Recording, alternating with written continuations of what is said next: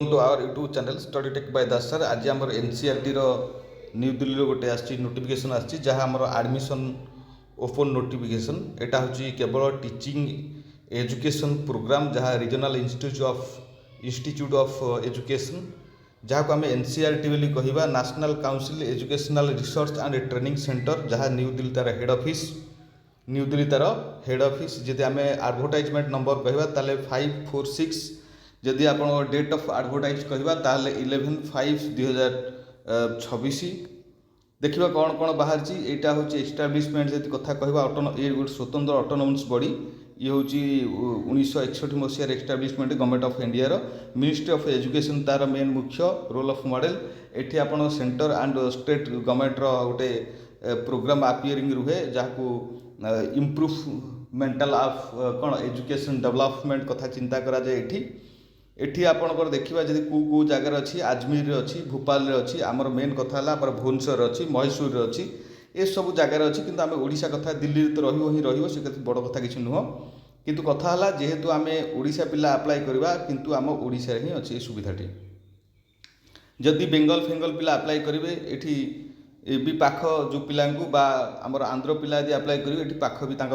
कि आमर बिहार पिला कि झारखंड छत्तीसगढ़ एम निश्चित भुवनेश्वरटा पाख हम कि भोपाल से छत्तीसगढ़ पिला भोपाल पाख हम से कथा छाड़ दियो किंतु कथा है जे एठी जिते आम एप्लिकेशन मोड कथा कहवा एप्लिकेशन मोड ऑनलाइन मोड रे आपण एप्लिकेशन को अप्लाई करेंगे तार एजुकेशन ये टीचर एजुकेशन प्रोग्राम बेले कहुब ता भर फास्ट यदि आम कहवा इंटीग्रेटेड एमएससी इड करने को जहाँ आम जिते एमए जो मैंने बीएड करेंगे से 6 वर्ष करेंगे है तापर आप बीएड जो मैंने करेंगे 2 वर्ष करेंगे जो मैंने इंटीग्रेटेड बीएड करेंगे बा एमएड करेंगे से 3 वर्ष करेंगे ये देदेछि या अर्थ आर्ट्स पिला ये करेंगे ये साइंस पिला टोटाल है जदि आप करवा ताहले एठी जिते एमए इन एजुकेशन टेक्नोलोजी कथा कहवा ये 2 वर्ष आम एमए इन एजुकेशन टेक्नोलोजी कथा कहले जदि एमएड कथा पर्टिकुलर करवा ताहले 2 इयर्स ए सबूर कथा ये अच्छी बा ये सबू जिन को आम अप्लाई कर पढ़ी पार जदि आम कहवा एप्लिकेशन ओपन डेट कथा कहवा 15/5 रु स्टार्ट हम 5/6 पर्यंत या अर्थ प्राय पाखापाखि आमको 20 दिन टाइम मिल किसी असुविधा ना जदि आम कहवा ऑनलाइन मोड रे फॉर्म टू अप्लाई करवा यहाँ तार वेबसाइट की जीवा है ये वेबसाइट रे अप्लाई करवा जदि आम कहवा तार एंट्रांस डेट एंट्रांस डेट टेंटाटिवली आप जून 28 तारीख अच्छी से हुए तो ऊपर तल हो पारे किंतु प्रायतः जो एनसीईआरटी जो मैंने करती एनसीईआरटी प्रोग्रामटा प्रायतः ठीक थाए एठी किसी ऊपर तल हबार चांस नहीं किंतु तथापि आम 28 तारीख को नहीं जावा 28 तारीख हार्डली आप बोधे संडे थी जून संडे गोटे पड़ू लास्ट संडे बोधे थी देखा जब ऑनलाइन रजिस्ट्रेशन मोड जो आस सबमिशन एप्लिकेशन ताहले आम 15/5 नहीं जावा 15/5 रु 5/6 पर्यंत जदि डाउनलोड एडमिट कार्ड कथा कहवा ताले 20 रु 28 तारीख भितर आप डाउनलोड रहिबो किंतु 28 तारीख रे आप टेंटाटिवली से डेट रखिछन जे एग्जाम डेट अच्छी ता बाद आम जो एग्जाम सरला परे आपणकर एठी 20/6 भितर आप लास्ट अपलोड करेंगे मार्क एंड क्वालिफिकेशन सब गुड़ाक आप अपलोड करेंगे जो माने इंटीग्रेटेड एमएससी को चाहते से यहाँ करेंगे से जहाँ भी हो तार लास्ट आप अपलोड करेंगे जो मैंने मार्क ऑफ क्वालिफिकेशन एग्जाम ये सब अपियर जो मैंने करथिबे जे माने MSc BD BEd and MEd plus MA education and technology MEd ये सब कथा को आपण 30/6 भितर आपन को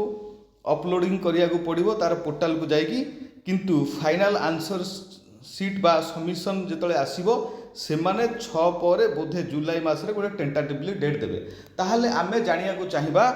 बा आमे एथरू बुझिले जे जो पिला माने आमर एमएड करिवे किंबा बीएड करिवे बा इंटीग्रेटेड बीएड करिवे किंबा इंटीग्रेटेड एमएड करिवे किंबा MA in education and technology ऊपर कोर्स करिवे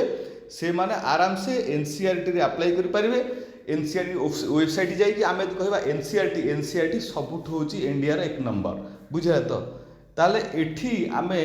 किछि कुआड़े न भावी आराम से जो पिला माने हायर एजुकेशन करने को चाहूँगी से माने एनसीईआरटी रे आराम से कर दे पारे आमर भुवनेश्वर रे तार ऑफिस अच्छी भुवनेश्वर ऑफिस नहीं भुवनेश्वर तार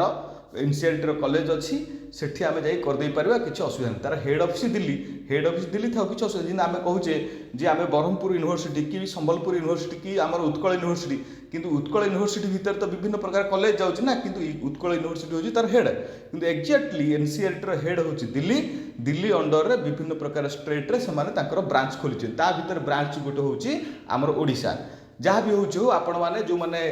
+2 पास कर इंटीग्रेटेड बीडी अप्लाई करेंगे, जो मैंने बीए पास कर इंटीग्रेटेड एमएडए बा एमए इन एजुकेशन किंबा जो मैंने बीएससी क्वालिफाई कर इंटीग्रेटेड बा एमएड करने को चाहूँगी से आराम से ये फॉर्म अप्लाई करेंगे। फॉर्म अप्लाई बर्तमान स्टार्ट ही ना, आज जेहेतु 12 तारीख आपंकर 15 तारीख रु स्टार्ट हम 15 रु 5-6 पर्यटन, या अर्थ प्रायतः हाली आमको 20 दिन टाइम मिल